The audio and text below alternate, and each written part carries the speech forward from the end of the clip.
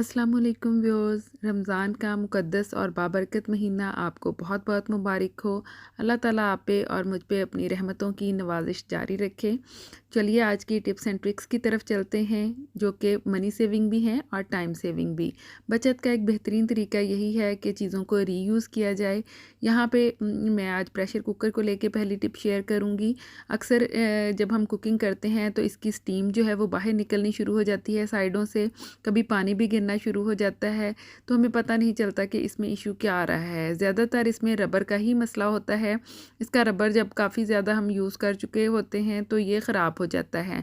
अब हमने पहले तो इसको चेक करना है कि आया ये ख़राब है या हम इसको ठीक कर सकते हैं। सबसे पहले इसको देखने के लिए हम रबर को फ़ोल्ड करेंगे इस तरह से। अगर तो इसमें फ़ोल्ड करने पे इस तरह से क्रैक पड़ने शुरू हो जाएँ तो इसका मतलब है कि ये ज़्यादा ख़राब हो चुका है, ये अब रिप्लेस करना पड़ेगा। अगर यहाँ क्रैक ना आ रहे हों और आपको लगे कि ये बिल्कुल एक जैसी इसकी सतह है, तो फिर हम इसको सेट कर सकते हैं घर में ही। अब ये भी कोई बहुत पुराना रबर नहीं है, लेकिन साइडों से स्टीम बाहर निकलती है, तो इसके लिए हम घर में ही एक ट्रिक यूज़ करेंगे। इसको हमने फ्रिज में रख देना है। इस रबर को कुछ देर 10 से 15 मिनट हमने फ्रीज़र में रखना है। फ्रीज़र में रखने से ये जो है इसके अगर इसमें कुछ इशू है तो वो सॉल्व हो जाएगा और ये दोबारा से सेट हो जाएगा। 15 मिनट के बाद मैं इसको बाहर निकाल रही हूँ और अब हम इसे दोबारा से इसके कुकर के ढक्कन में फ़िक्स कर देंगे। और जब आप इसे दोबारा से यूज़ करेंगे तो अब ये बिल्कुल ठीक काम करेगा। सिवाय इसके कि अगर इसमें क्रैक्स ना पड़े हों, अगर क्रैक्स पड़े हों तो इसको चेंज कर लें रबर को, और अगर क्रैक ना पड़े हों तो फ्रीज़र में रख के तो आप इसको सेट कर सकते हैं। ज़रूर अप्लाई कीजिएगा इस ट्रिक को और रिज़ल्ट मेरे साथ शेयर कीजिएगा। आज की दूसरी टिप की तरफ चलते हैं, जो कि इस्त्री को लेके है। हम सबके घर में इस्त्री भी यूज़ होती ही है, लेकिन मसला ये होता है कि हमने इसके नीचे कपड़ा बिछाया होता है कई दफ़ा मोटा, या इसके स्टैंड पे लगा होता है, फिक्स होता है। अगर हम इसी तरह से इस्त्री को रख दें तो निशान पड़ जाते हैं और ये जो कपड़ा भी होता है या इसका कवर होता है स्टैंड का, वो ख़राब हो जाता है। उसके लिए हम ये स्टील का स्टैंड ज़्यादातर यूज़ करते हैं, जो कि बहुत बारीक सी तार का ही बना होता है। कई दफ़ा ये टूट जाता है या हमारे पास नहीं होता, तो इसके बहुत ही बेहतरीन सी रिप्लेसमेंट मैं आपके साथ शेयर कर रही हूँ। इस तरह के कंगन हम सबके पास होते हैं चूड़ियों के साथ, तो ज़्यादा यूज़ करने के बाद कभी इसके नग वगैरह गिर जाते हैं या ये वैसे ही पुराने से लगने लग जाते हैं। हमने रीयूज़ करना है इसको इसी तरह से। जो आपने ना यूज़ करने हो कंगन, उसको इस तरह से रखें और जब भी आप कपड़े प्रेस करें तो इसके ऊपर आप रख सकते हैं। जस्ट इसको साइड पे रखें और इसके ऊपर रखें, और इसी कंगन को आप दोबारा से भी यूज़ कर सकते हैं। ये जो वायर है ये बहुत फैली रहती है, जिसकी वजह से इसमें बहुत बल पड़ जाते हैं, और जब बल पड़े हों तो कपड़े इस्त्री करने भी मुश्किल लगते हैं। आपने इसको अलग से इस तरह से फ़ोल्ड कर लेना है। इस्त्री के ऊपर आपने इसको बिल्कुल भी नहीं लपेटना, अलग से इस तरह से फ़ोल्ड करके तो ये जो कंगन है इसके अंदर से हम इसको गुजार देंगे। ये इसमें अच्छी तरह से सेट हो जाएगी और ये इसी तरह से पड़ा रहेगा।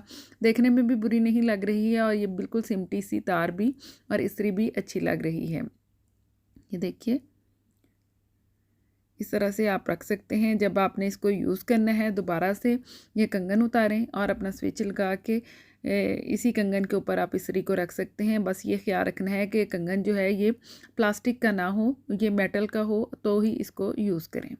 आज की तीसरी टिप की तरफ चलते हैं, जो कि यकीनन यूज़फुल होगी। ये हेयर पिन जब हम यूज़ करते हैं नई तो लेके आते हैं इस तरह से होती हैं, लेकिन यूज़ करने के बाद इनकी काफ़ी ख़राब हालत हो जाती है। कभी इधर उधर बिखरी नज़र आती हैं या फिर ज़रूरत के वक्त मिलती नहीं हैं। सबसे बड़ा इशू यही होता है कि जब चाहिए होती हैं मिलती नहीं हैं।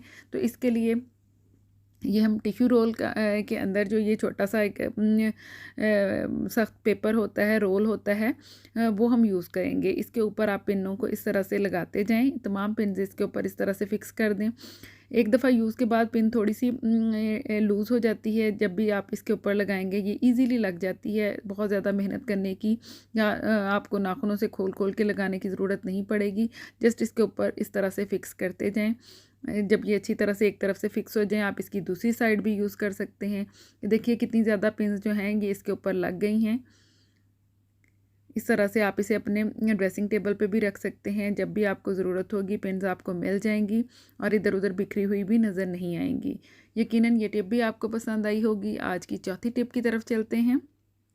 जो कि हमारे किचन से ही रिलेटेड है। हाथ हमारे जब भी हम कुकिंग करते हैं सारा टाइम यूज़ होते हैं, तो ये कई दफ़ा इस पे स्टीम पड़ जाती है हाथों पे, रोटी से स्टीम पड़ जाती है, या हम प्रेशर कुकर से कई दफ़ा स्टीम लग जाती है, या इवन के सालन वगैरह का ढक्कन ही उठाने से कई दफ़ा गर्म स्टीम हमारे हाथों पे पड़ जाती है।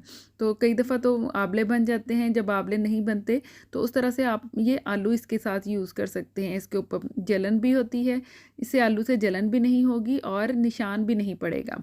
आपकी स्किन बिल्कुल साफ़ रहेगी, और आंवले भी नहीं पड़ेंगे। अगर आंवले पड़ गए हैं तो इसी आलू को आपने ग्रेटर के साथ ग्रेट करके इसके ऊपर लगा लेना है, तो भी आपको पेन नहीं होगा, जलन नहीं होगी, और आपका हाथ जो है निशान से भी बच जाएगा। ये बहुत ही आज़मूदा टिप है। मैं इसको हमेशा ट्राई करती हूँ। अगर कभी स्टीम पड़ जाती है तो मैं इसको ज़रूर यूज़ करती हूँ। आप भी इसको ज़रूर ट्राई कीजिएगा, इसका कोई साइड इफ़ेक्ट नहीं है। यकीनन ये वीडियो आपको पसंद आई होगी। कौन सी टिप ज़्यादा पसंद आई ज़रूर बताइएगा। अल्लाह हाफ़िज़।